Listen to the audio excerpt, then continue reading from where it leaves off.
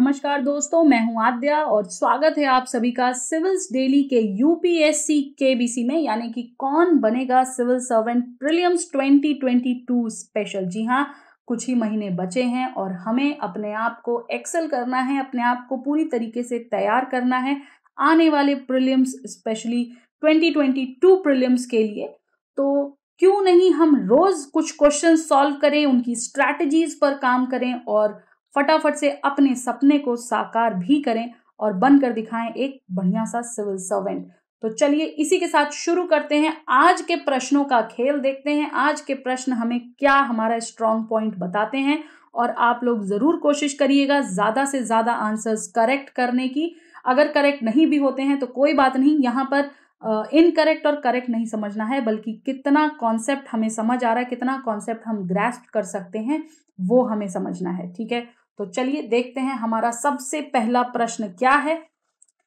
उससे पहले मैं आपको बता दूं कि आप लोग प्लीज हमसे जुड़े रहिए डेली #CD रिचुअल्स के तहत, जहां हम आपकी बेटरमेंट के लिए एक अच्छी प्रिपरेशन के लिए तमाम प्रोग्राम्स लेकर आ रहे हैं डेली बेसिस पे और वीकली बेसिस पर भी। तो अपनी प्रिपरेशन को पूरी कॉम्पैक्ट और पावरफुल बनाने के लिए हमसे जुड़िए सिविल्स डेली #CD रिचुअल्स पर YouTube के माध्यम से, जहां हम आपकी क्लासेस देते हैं, आपको लेक्चर्स देते हैं। और अगर आपने हमें अभी तक सब्सक्राइब नहीं किया तो फटाफट से सब्सक्राइब भी कर लें। चलिए चलते हैं अपने पहले प्रश्न पर। सबसे पहला प्रश्न आपकी स्क्रीन पर ये रहा। Question 1. With which of the following countries does Namibia share land borders with? Geography का क्वेश्चन है, मैप बेस्ड क्वेश्चन है। ऑप्शंस आपके दिए हैं। Option A Angola, B South Africa, 2 South Africa, 3 Zamibia and 4 Zimbabwe. Select the correct answer using the codes given below. Option A 1, 2 and 3 only. Option B 1, 2 and 4 only. Option C 2, 3 and 4 only. या फिर option D 1, 2, 3 and 4 all. ठीक है, समय शुरू होता है अब। फटाफट से गिवन टाइम फ्रेम के अंदर आपको अपना आंसर लॉक करना है। कमेंट सेक्शन में लिखकर हमें बताना है क्या है करेक्ट आंसर, ए, बी, सी या डी।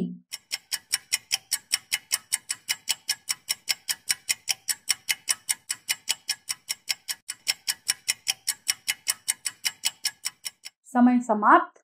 चलिए चलते हैं अपने दूसरे प्रश्न की तरफ और कोशिश करते हैं उसे भी टाइम बाउंड मैनर में सॉल्व करने की। दूसरा प्रश्न आपकी स्क्रीन पर ये रहा। Which of the following statements regarding E-Courts project is are correct? E-Courts project के बारे में पूछा गया है। 2 स्टेटमेंट है। पहला, it is an integrated mission mode project, part of national e-governance plan। या फिर दूसरा, the project is monitored and funded by PMO। Select the correct answers using the codes given below. A 1 only, B 2 only, C both 1 and 2 या फिर D neither 1 nor 2। समय शुरू होता है अब।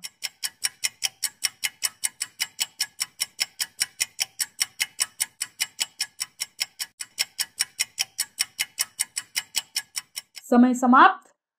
चलिए चलते हैं अपने तीसरे प्रश्न पर। तीसरा प्रश्न आपकी स्क्रीन पर। Consider the following statements with regards to recently passed assisted reproductive technology regulation bill 2020। Current affairs का क्वेश्चन है ये।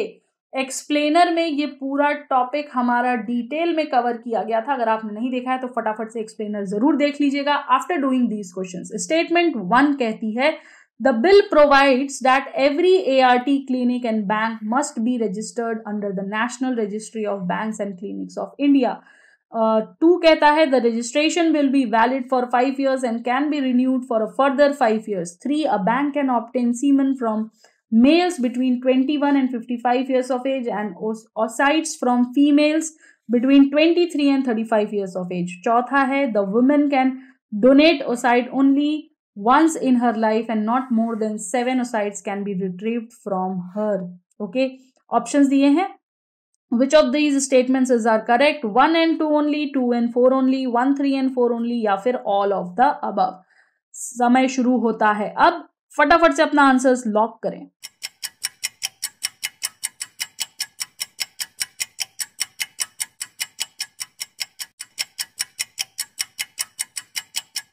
समय समाप्त। चलते हैं अगले प्रश्न पर। चौथा प्रश्न आपकी स्क्रीन पर ये रहा। Which of the following is not true with regards to UPI यानी unified payments interface. Okay. It is an advanced version of immediate payment service, round the clock fund transfer service to make cashless payments faster, easier and smoother. UPI is a system that powers multiple bank accounts into a single mobile application, merging several banking features, seamless fund routing and merchant payments into one hood. Option C, RBI launched UPI with 21 members banks in 2014. या फिर D, the user doesn't have to pay any fee for UPI transactions. समय शुरू होता है अब, फटाफट से answer करें.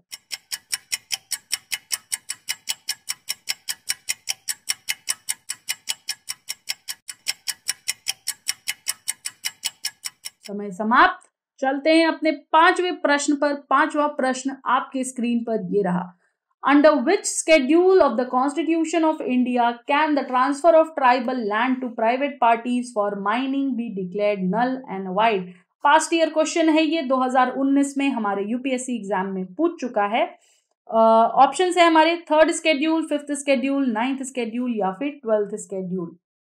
समय शुरू होता है अब.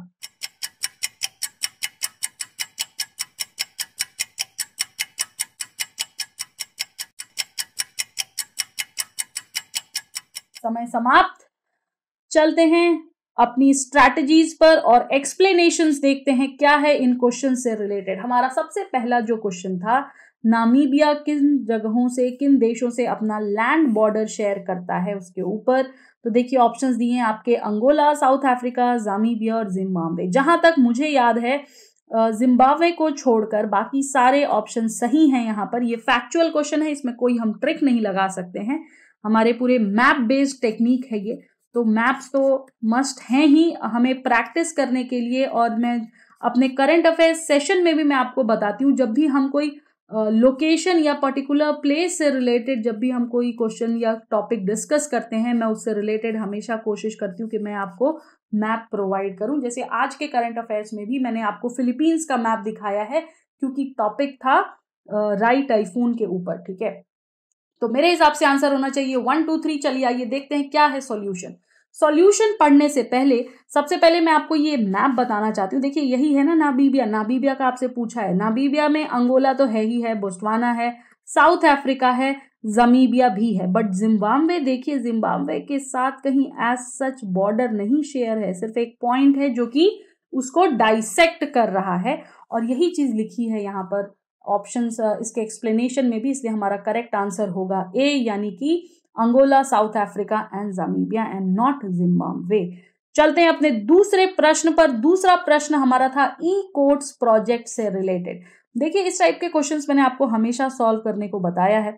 हमारा जो पहला क्वेश्चन है जो कि डिफाइनिंग होता है, राइट, तो defining line most of the cases में हमेशा करेक्ट होती है. और हम इस डिफिनीशन के आधार पर अगर हम देखें तो वो प्रॉपरली ई कोर्ट को बता भी रहा है कि वो क्या है. ठीक है, दूसरा जो हमारा स्टेटमेंट है ये कह रहा है मॉनिटर भी करता है और फंड भी करता है पीएमओ. देखिए पीएमओ फंड कैसे करेगा, एक तो सबसे बड़ा मुद्दा ये, वो भी ई कोर्ट्स प्रोजेक्ट को, राइट. ई कोर्ट्स प्रोजेक्ट को अगर फंड करना होगा तो कोर्ट से रिलेटेड चीजें कर सकती हैं, लॉ मिनिस्ट्री कर सकती है, पीएमओ क्यों करेगा. तो दैट मीन्स ये स्टेटमेंट हमारा गड़बड़ है, इसलिए हमारा आंसर होना चाहिए यहाँ पर 1 ओनली. देखते हैं सॉल्यूशन क्या कह रहा है. सॉल्यूशन भी यही कह रहा है कि स्टेटमेंट 1 इज करेक्ट वाली स्टेटमेंट 2 इज इनकरेक्ट. स्टेटमेंट 2 आप देखिए यहां पर दिया है कि it is a pan India project monitored and funded by department of justice. That is what I said. अगर कोर्ट्स का रेफरल है तो वहां पर पीएमओ का कोई काम ही नहीं, जुडिशरी को पीएमओ क्या करेगा, राइट. तो इसलिए हमारा वो क्वेश्चन गलत था और आंसर हुआ ए. चलते हैं तीसरे क्वेश्चन पर जो कि एआरटी बिल से रिलेटेड था.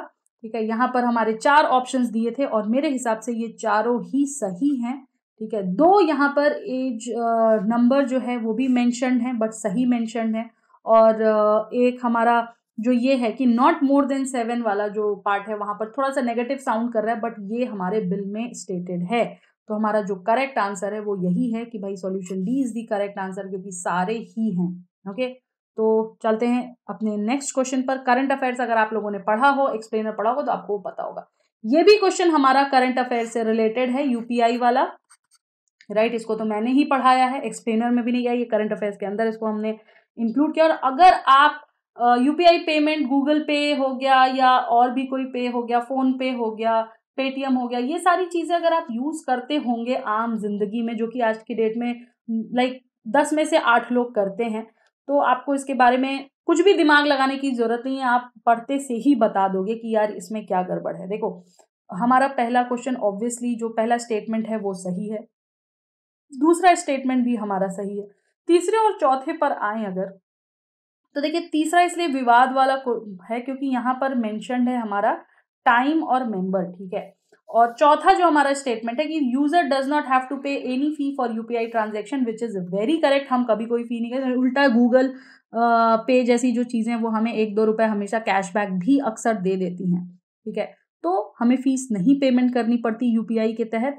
और तीसरा जो स्टेटमेंट, अब देखिए 4 स्टेटमेंट दिए, इनमें से एक गलत बताना ही है, राइट। तो कोई तो गलत होगा, 3 वो हैं, एक ही है जहां हमें डाउट हो रहा है क्योंकि यहाँ पर डेट्स मेंशन है, तो ये स्टेटमेंट हमारा गलत होगा। देखते हैं सॉल्यूशन भी यही कह रहा है कि सी इज रॉन्ग, क्योंकि 21 मेंबर्स जो थे वो थे तो बैंक के, बट इन 2016, और क्वेश्चन में हमें दिया है 2014 जो कि गलत है, ठीक है। तो ये हमारा रहा क्वेश्चन। चलते हैं नेक्स्ट क्वेश्चन पर।